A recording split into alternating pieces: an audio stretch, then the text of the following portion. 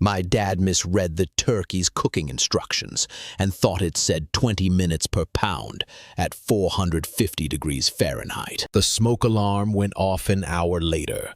The turkey was a black smoking briquette. The inside was somehow still raw. We ordered 3 large pizzas and ate them while the house aired out. My uncle decided to deep fry a turkey for the first time. He did it in the garage with the door closed, right next to his vintage Mustang. The fryer overflowed, creating a massive grease fire that shot up to the ceiling. We spent Thanksgiving watching firemen save the house while the charred, greasy carcass of the turkey sat on the driveway like a crime scene victim. The Mustang was covered in extinguisher foam. My mom tried a new recipe for Cajun-injected turkey. The syringe she was using got clogged, and when she pushed harder, the pressure built up and the needle exploded off, spraying a jet of spicy marinade directly into my dad's eyes. He spent the first half of dinner with his head under the kitchen faucet, screaming about cayenne pepper. My grandma insisted on making her famous gravy.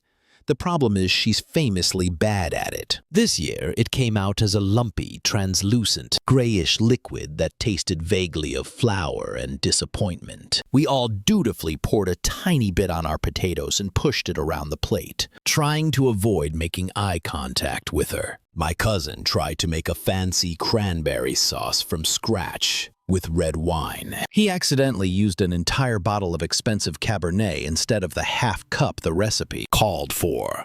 The sauce was basically a boozy, bitter, purple sludge. A few people tried it to be polite and were noticeably tipsy within 20 minutes. It became the "don't let Kevin near the cranberry" story. My grandpa decided to say grace.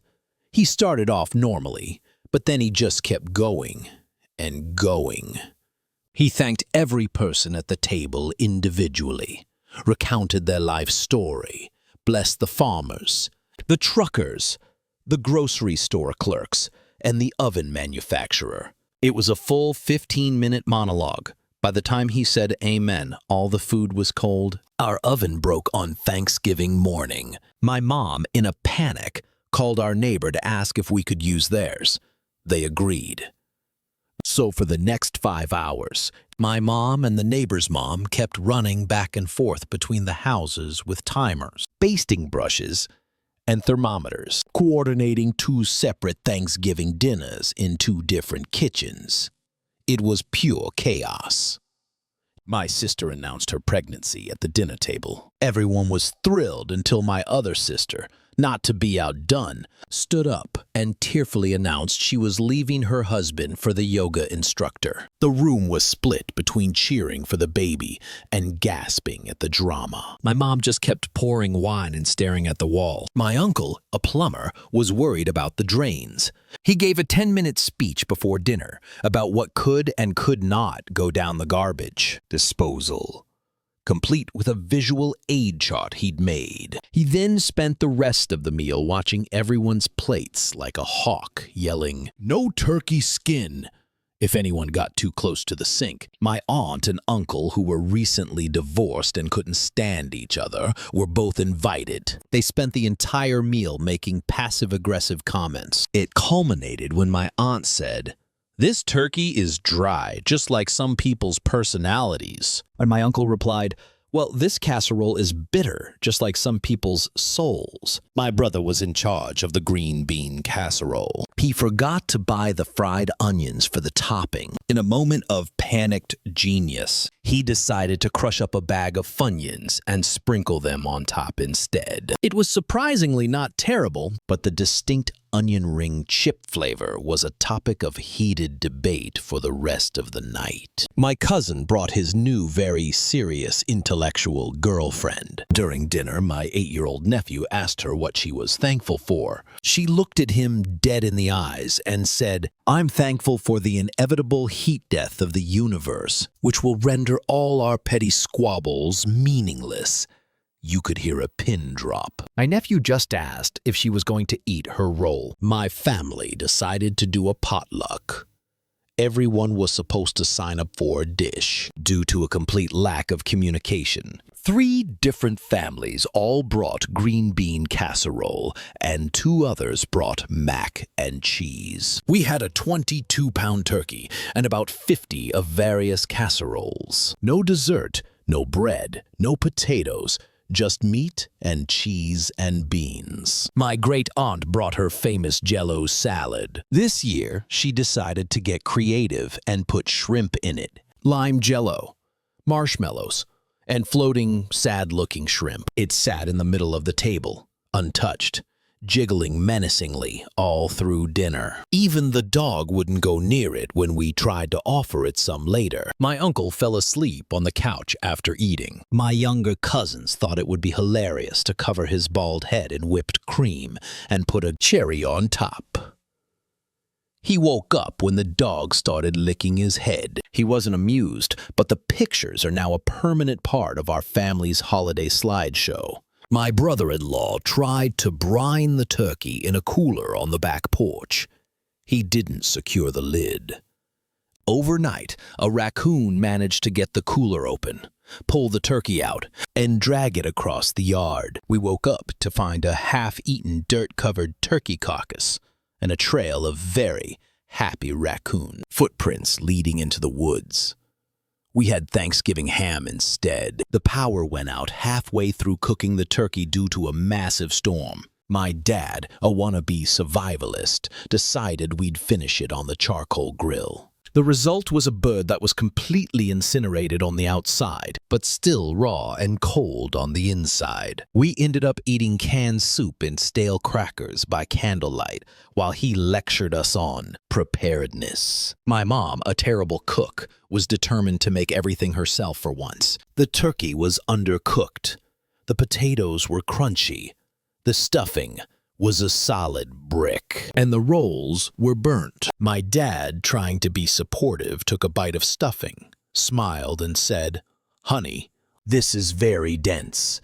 We all ended up at Denny's for their Thanksgiving special. My cousin, a college freshman, came home and insisted on lecturing the entire family about the problematic origins of Thanksgiving for a solid hour while we were trying to eat. He ended his speech by saying, "We were all complicit in historical atrocities." My grandpa just looked at him and said, "Could you be complicit in passing the salt?" My grandmother, whose eyesight is failing, mistook a can of pumpkin-flavored dog food for actual pumpkin puree when making her famous pie. The texture was a bit off, but nobody wanted to hurt her feelings, so we all choked down a slice. The only one who seemed to enjoy it was our golden retriever, who licked every plate clean with a look of pure ecstasy on his face.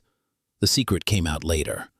My sister tried to make a beautiful, multi-layered dessert. As she was carrying it to the table for the grand reveal, she tripped over the rug. The dessert went flying and landed perfectly upside down on our cat's head. The cat, covered in cake and frosting, shot under the couch and refused to come out for hours. My aunt, a recent vegan convert, insisted on bringing a turkey. It looked like a pale, sad, deflated football. She microwaved it, and it came out smelling like wet cardboard in despair. She was the only one who ate it, and she spent the rest of the evening complaining about how her stomach hurt, while the rest of us devoured a perfectly good 20 turkey. My dad bought a pre-cooked turkey to save time. He didn't realize you were supposed to heat it up. He just took it out of the bag, put it on a platter, and served it cold. It was like eating a giant turkey-flavored Lunchable. My mom was mortified, but my dad just insisted it was turkey sashimi and a new delicacy.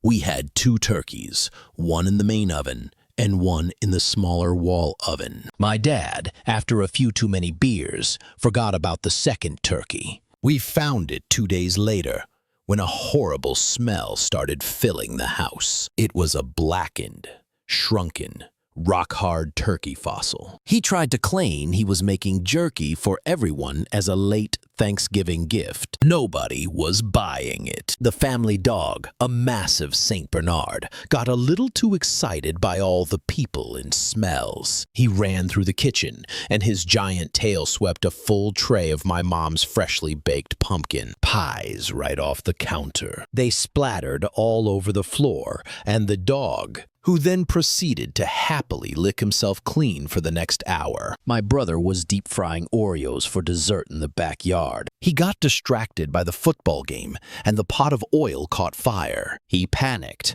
and for some reason threw the pot of flaming oil into the swimming pool. There was a huge fume sound, and the entire surface of the pool was covered in a greasy, flaming slick. It was a very redneck dessert. After that, my uncle and my dad got into a heated political argument that escalated until my uncle stood up, grabbed the entire bowl of mashed potatoes, and dumped it over my dad's head. My dad, covered in potatoes, just sat there for a second before calmly picking up the gravy boat and pouring it down the front of my uncle's shirt. The kids thought it was the best Thanksgiving ever. My mom bought a fancy new electric carving knife.